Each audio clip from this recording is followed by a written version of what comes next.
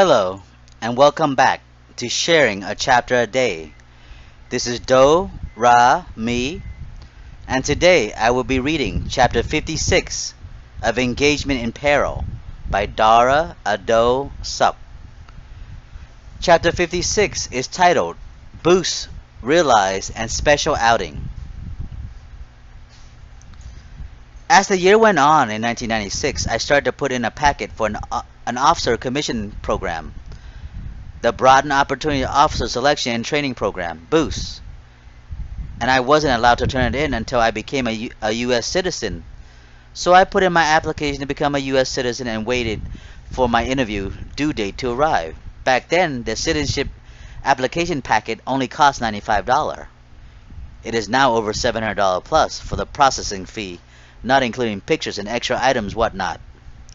So I filled out several forms and documents, took several fingerprints onto cards since they didn't have laser fingerprinting then, took some passport pictures and mailed it to the INS, Immigration Naturalization Services.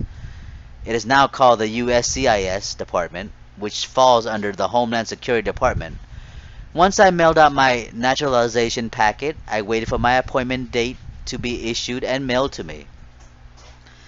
To prepare myself for the future interview, I even took and attended several Saturday classes at the local San Diego Zoo City College to freshen up on my American history and American social sciences. The naturalization class was a free class given by the local city college to anyone who wanted and who was in need of assistance in knowing the type of question that might be possibly asked during the naturalization interview. In our Saturday class, there were many and various minority who have the same dreams of becoming a U.S. citizen just like me. The class helped me to prepare for a future interview at the San Diego Downtown Federal Building. You were quite determined then, Dara, wanting to become a U.S. citizen so you can become a naval officer, so that you can lead military personnel in future endeavor as you pursue your career in the Navy, and had hoped one day to become the chief of naval operation for these United States of America. Besides trying to become a U.S. citizen in June of that year, Dr. Norton was looking for several volunteers to help her out at an organized handicap field trip out in San Diego with her younger sister, who worked with special needs and handicapped students and adults.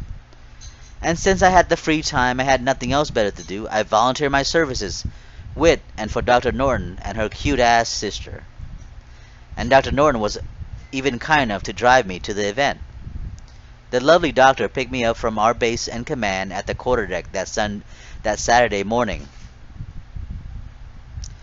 The fun event took place at a park near the SeaWorld San Diego Complex Center, about a good 30 minutes drive from the Naval Medical Center. Dr. Norton's sister was one of the people who was running the event, and she was quite lovely then in her long brunette hair and looking similar to her older sister. Too bad I didn't really focus on getting to know her better or trying to get good in her pants. Rather, I was focused in helping those special people with their activities and event that day. After all, that's why we all volunteered in the first place. Amazing, Dara. You're human after all. You actually showed some sign of sincerity, and you were still willing to do something for others without getting something in return, mainly of the sexual nature. See there? There is some goodness in you left.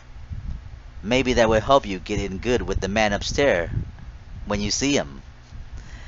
The group that was running the special day event gave volunteers matching out colorful t-shirts and introduced us to the kids and staff and adults that day. Most of the children at special camp were in the wheelchairs or were paraplegic. They were really terrific kids who deserved to be treated normally like any other children. They were all quite cheerful on that festive day. The whole day went smoothly and we all had a blast. We went boating, water skied, played ball, and many other activities as well. I hope the kids get in and out of the boats, made sure they had on their safety vests and life preserver and equipment to all, so that throughout all their mini festive activity of games and challenges that day. We all had fun. Laughter and enjoyment was in the air. We all had burgers and hot dog for lunch with chips and juices and such. and I got a little sunburn from being out under the sun for so long that day,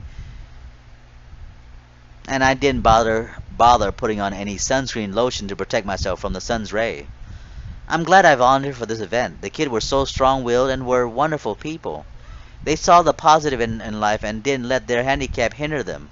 I was quite amazed how wonderful and carefree they were. These beautiful people they were then. Late afternoon that day, while the sun was setting and the hot day was cooling off, the day's festive event came to an end. We all helped to clean up the area and pack the gears and supply that were brought to the park and into carts and trucks. We all had a cheer to thank and embrace. We parted ways. After all that was said and done, Dr. Norton drove me back to the base at my BEQ building and thanked me with a nice warm embrace for volunteering my time to help with the special day for those lovely young people. I told her it was my pleasure and I was happy to help anyone, anytime, if she needed, or help her anytime if she needed me to do so. That was the good me back then. And but of course I want to get in good with Dr. Norton.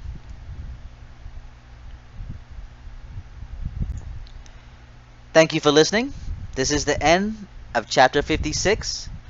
Be on the lookout for chapter 57, titled Tilly's Tease. This is Do, Ra, me, and I'll see you later. Thank you.